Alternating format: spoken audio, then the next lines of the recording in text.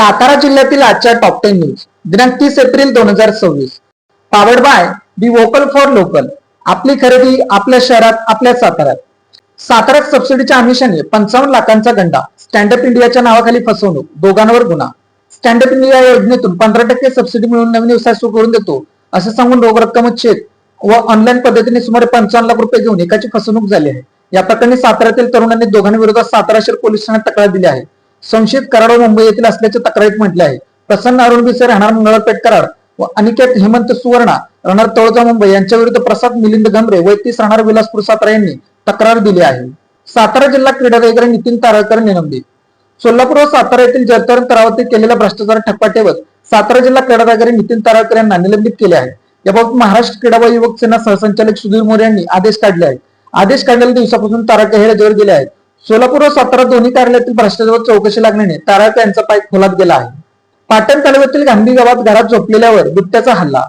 पाटण तालुक्यातील केरा विभागातील गांधी गावात सोमवारी दिनांक 27 एप्रिल रोजी मध्यरात्री बिबट्याने केलेल्या हल्ल्यात किसन कोंडिबा मोहिते वय 55 राहणार गांधी तालुका पाटण जखमी झाले आहेत. राहत्या घरात घुसून बिबट्याने प्राणघात हल्ला केल्याने परिसरात भीतीचे वातावरण पसरले आहे. पाटण तालुक्यात बिबट्याचे हल्ले सुरूच असून विभाग नक्की करतो काय असा प्रश्न या घटनेमुळे निर्माण झाला आहे. तासवडे टोल नाक्यावर एक निरोजी रस्ता रोकोचा इशारा. ट्रक ट्रॅक्टरसह हजारोंनी उपस्थित राहण्याचे आवाहन. राष्ट्रीय महामार्गावरील तासवडे टोल नाका ते शिरोडे तालुका कराड या मार्गाच्या अपूर्ण धोकादायक अवस्थेविरोधात सह्याद्री ट्रॅक्टर ट्रक चालक मालक संघटनेच्या वतीने 1 मे 2026 रोजी 11 वाजता तासवडे टोल नाक्यावर रस्ता रोको आंदोलन करण्याचा इशारा देण्यात आला आहे. या आंदोलनात तालुक्यातील सर्व ट्रक ट्रॅक्टर चालक मालकांनी वाहनांसह हजारांच्या संख्येने उपस्थित राहावे असे आवाहन करण्यात आले आहे. सातारा महामार्गाच्या क्युरिंग मध्ये गोलमाल. ठेकेदाराच्या मनमानी विरोधात संताप. महामार्ग प्राधिकरणाने स्वतंत्र चौकशी करण्याची मागणी. राष्ट्रीय महामार्ग प्राधिकरणाकडून सातारा लोण या महत्वाकांक्षी महामार्गाचे रुंदीकरण व कॉन्क्रीटचे काम गडबडीने सुरू आहे. प्रत्यक्ष ठेकाण उत्कृष्ट होत असल्याचे समोर आले आहे. कोट्यवधींचा खर्च करून महामार्गाचा दुरुपयोग काढण्यात येणाऱ्या कॉन्क्रीटच्या नाल्यांचे क्युरिंगचे काम अत्यंत निकृष्ट दर्जाचे होत आहे. ठेकेदाराकडून या कामात गोलमाल केला जात असल्याचा आरोप स्थानिकांकडून करण्यात येत आहे. ठेकेदाराची मनमाई, बेबावाई आणि महामार्ग प्राधिकरणाकडून याकडे जोडजात केली जात असल्याने संताप व्यक्त होत आहे. पवई नाका सातारा येथे वीज दुरुस्ती करताना पोलवरून पडून महावितरण कर्मचाऱ्याचा मृत्यू. सातारा शहरातील पवई नाका परिसरात वीज काम करत असताना खांबावरून खाली पडल्याने एक कामगाराचा उपचाराने मृत्यू झाल्याची घटना घडली. धनंजय विलास पवार व 39 राहणार मांडवे असे मृत व्यक्तीचे नाव असून ते एमएससीबीचे कर्मचारी आहेत.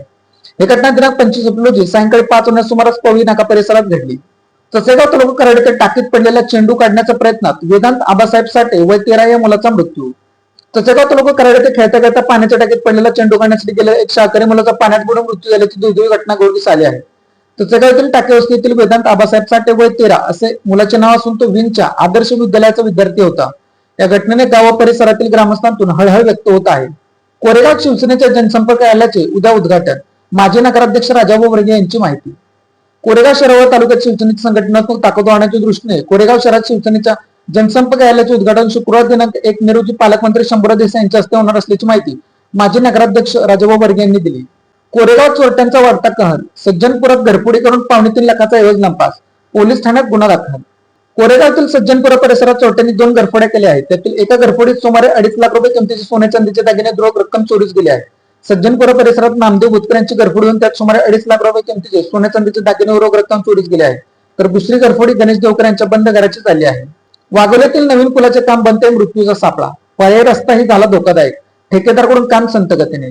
कोरेगाव तालुक्यातील वाघोली येथील वसना नदीवर ब्रिटिशकालीन जुना पूल पाडल्यानंतर नव्या पुलाच्या उभारण्याचे काम अत्यंत संत गतीने सुरू आहे. त्यामुळे नागरिकांमध्ये नाराजी व्यक्त होत आहे. पुलाचे काम रखडल्यामुळे सध्या वापरत असलेला पर्यायी रस्ता धोकादायक बनला असून तो अक्षरशः मृत्यूचा सापळा ठरत असल्याची भावना ग्रामस्थांतून व्यक्त होत आहे.